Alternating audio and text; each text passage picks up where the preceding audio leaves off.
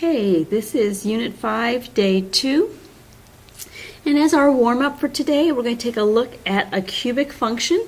And I want you to find the domain, the range, x-intercepts, y-intercept, and a local maximum, a local minimum, and the ending behavior. So what happens as x approaches infinity, and what happens as x approaches negative infinity? What is y doing in those cases? So pause the video right now and go ahead and write this in your journal, this warm-up. Okay, so let's come back and talk now about this. So we have this cubic function. The domain is all real numbers. All cubic functions, the domain is all real numbers.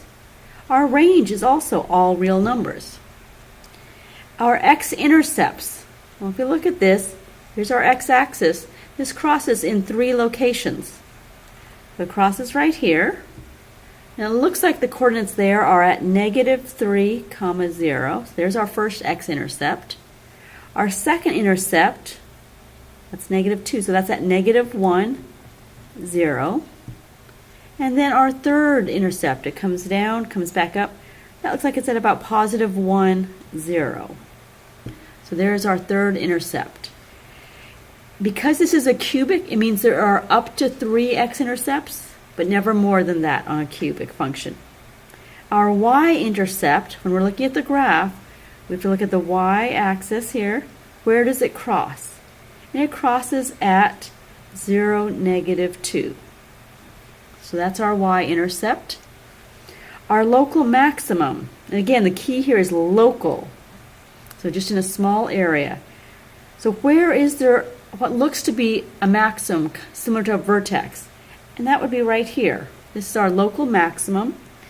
And the coordinates of that local maximum are -2, +2. So we would say that the local maximum occurs when x is at -2 and the value is +2.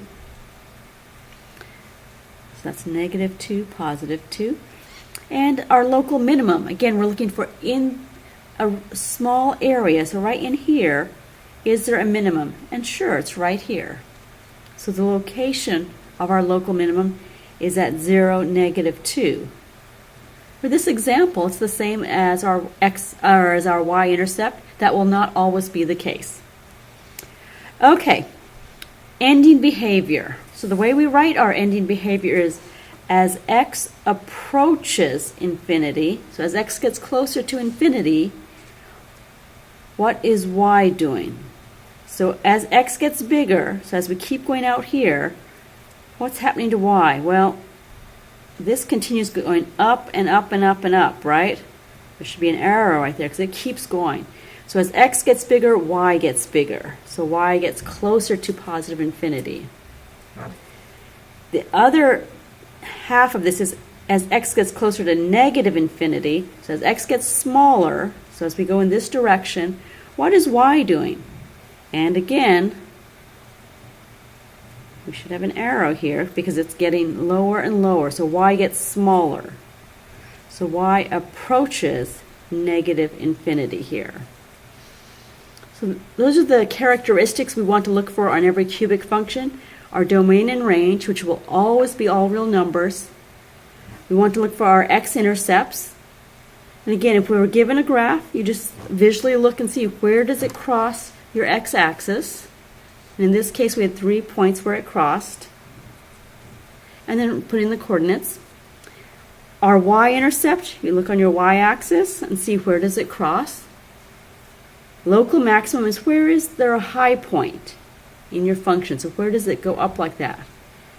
We have one here. Not every cube will have a maximum and a local maximum or a local minimum. This one does have. Local minimum, again, is where is it low. In this case, it's at 0, -2. And our ending behavior. Okay, so that's it for your warm-up now. Go on to the next video.